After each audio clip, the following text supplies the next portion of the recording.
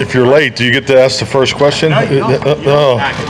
You know what now? Oh, he's not late. It's Brad's birthday. He's not asking. It's 10:24. It's not 10:15. 10:20. It's when Tad walks on the stage. I'm told. You weren't there. Yeah. We get Brad's birthday. He goes first. Oh yeah, no doubt. We got that coming too. on your birthday. Thank you. Us off. Thank you. Thank you very much. Here you go, Brad. You want to come up and get this or? No, that's for you. Okay. No, that's good. Yeah. You, coach.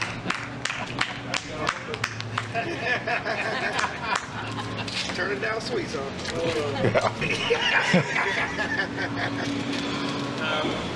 All right, Brad. Let's roll, buddy. Brad Sham, Cowboys Radio. You said the installs would end yesterday. Today's the last padded practice before you go home. What'd you get done yesterday? What do you want to get done out of this today? Yeah, I thought the work was excellent yesterday, and really, I mean, you were at the practice. We're just trying to hit as many situations as possible, and that's what we'll do today. You know, we'll have a 2-minute drill. We'll have no huddle. We'll have a red zone competition. Then we'll have a extended team period hitting first, second, third, and fourth down. So we just want to hit as much situational work as we can today. The follow-up, Mike is I have no. I think he's fine to go. Where? Oh man. Last day of practice, full day of practice. Can you tell us what you got out of training camp? What your successes you had? What you think? Well, at the end of the day, it's about training the team, and I think the training's gone well. You know, I think just like anything, you know, the video has been exceptional, and just, you know, for teaching purposes. So I think we definitely hit the mark as far as particularly the fundamentals and technique work that you know, it's really this first time that all of us in this league had a chance to work. So I feel like we've, you know, the volume of work in the areas of fundamentals and technique was good. You know, like anything we do, you know, the breakdown is education, application, and then regulation, evaluation. So the educational opportunity that we have out here, I think has been really, really good, and I'm pointing more towards game management and just the heavy situational work, more competitive drills this year, more emphasis on, you know, run defense and, you know, the run blocking unit. So, I mean, the things that we looked at from last year and tried to improve on and increase, you know, the work is there, you know. So, and just like yesterday's practice, and I'm very confident that today's work will be where it needs to be. And this is a part of why we train against each other, because I think the work is super competitive. You know, the pass rush versus the protection work is, you know, I don't think we can get better work, you know, anywhere. So that's been incredible for not only our defensive guys, but for our young linemen. So I mean, they have been taken to the, tested it extremely throughout the camp. You know, and yesterday was also an example of that. So just I like the work. We're not quite done yet. So, but I think this has been a good camp. Mike, Todd Archer of the ESPN. You mentioned yesterday that Zach is a guy that's on the teaching reel for your players. Yes. On the other side of it, for DeMarcus Lawrence, is he a guy that you use as a focus defensively for those? Yeah, I mean, definitely. I mean, if you talk about, you know, the fundamentals of football, and, you know, ball security is a #1 fundamental. I mean, if you're ranking them, ball extraction, you know, D-Law's career is a highlight tape. I mean, his ability to take the football away, you know, I mean, you talk about violent hands. He's obviously the way he plays with length. I mean, you look at his veteran experience, his instincts and awareness is obviously extremely high. This is his biggest workload of camp that I've seen him, you know, in the 3 years coming out here. So he's clearly in my view, has had his best training camp in the last 3 in Oxnard that I've been a part of. Those guys are measured by sacks a lot of times, right? But his importance to you guys seems to go beyond that. Yeah, I think just like anything, and I think everybody does a good job of this, and, you know, it's the definition of, you know, destruction versus production. You know, so he's such a destructive player. And also he is a productive player when it comes in the area of big plays and tackles for losses and, you know, takeaway generation.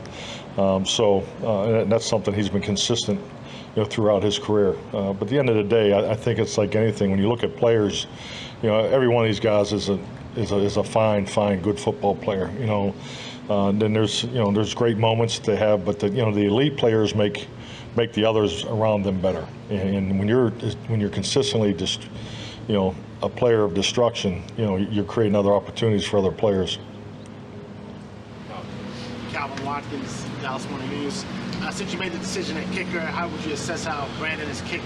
I think Brandon's said, if you go back to the game, I think we talked about that a little bit in the walk-off the other day, but extremely, strong leg. I mean, his kickoffs are as strong as that I've seen. Loved his kickoffs.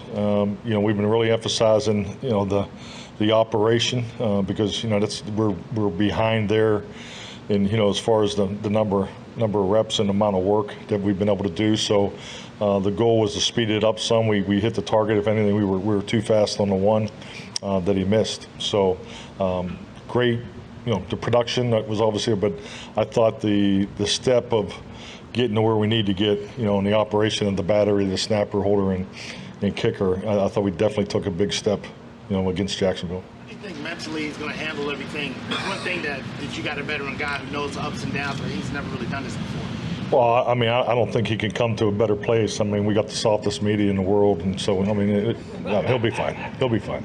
So. Brad. Going back to D-Law, Mike, he said last week that he felt like, as a 10-year guy, he felt like the COVID year gave him a reset in terms of his body and longevity. He didn't mention the broken foot the next year, but do you see a guy who doesn't look like a 10-year guy playing down the inside like that? Yeah, I go back to the comment I said earlier. I think if because I get to see everything. I get to see it live, I get to see the video, and then I get to look at the GPS reports, and I can see the production, the evaluation reports, and everything. And I think clearly, I know clearly, in my opinion, based on all the numbers, this has been his most productive, highest level of workload capacity camp of the 3 years, that I've been coming out here. Coach, Robbie Fueling, Dallas, Spectrum News 1 in Dallas, doing a profile on Kevontae Turpin. Can you just tell me about your first impressions of him and what he's meant to this team just going into this season? Well, Terp's a rocket ship when the ball in his hand. I mean, that's one thing. Obviously, coming from his college days, he knows exactly where the end zone is, and he knows how to get there. So his big play production is unique. And he has to he's still a young player though, and that's the way I view him. And he's taking that next step so we can give him more opportunities. But just a dynamic player with the ball in his hand.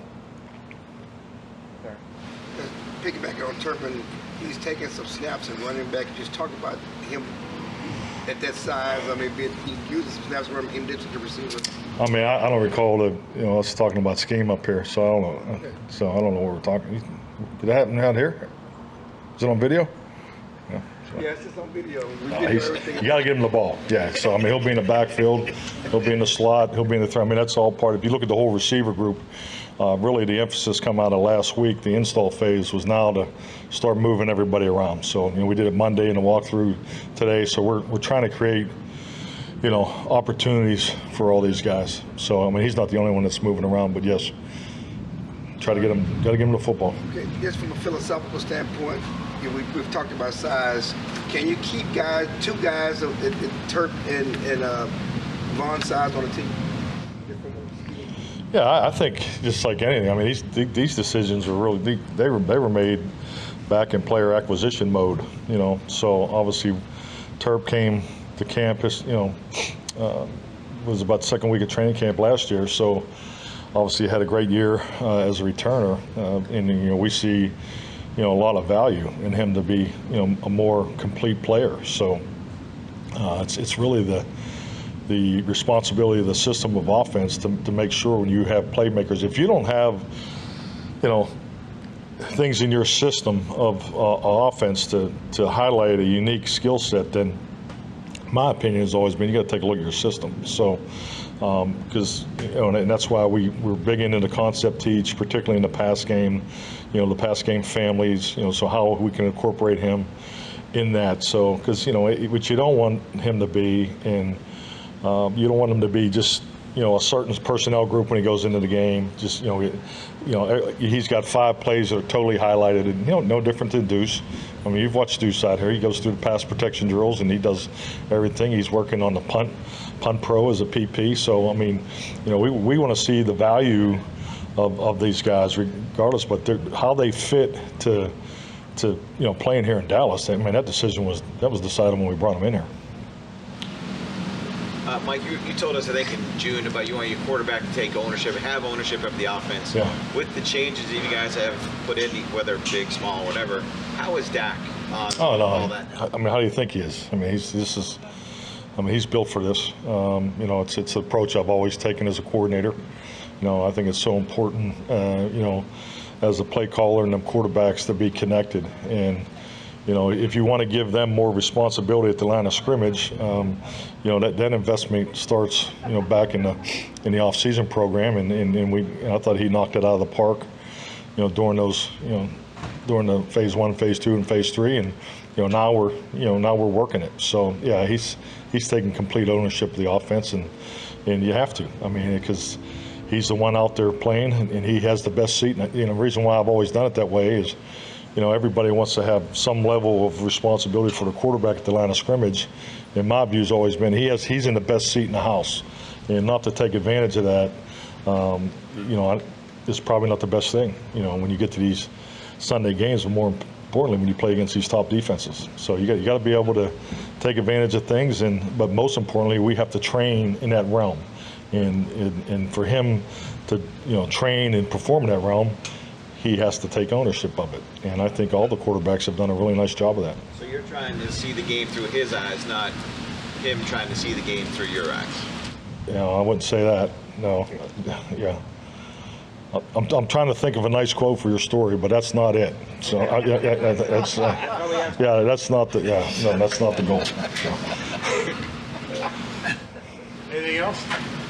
That's it. Thanks, Mike. Thank you.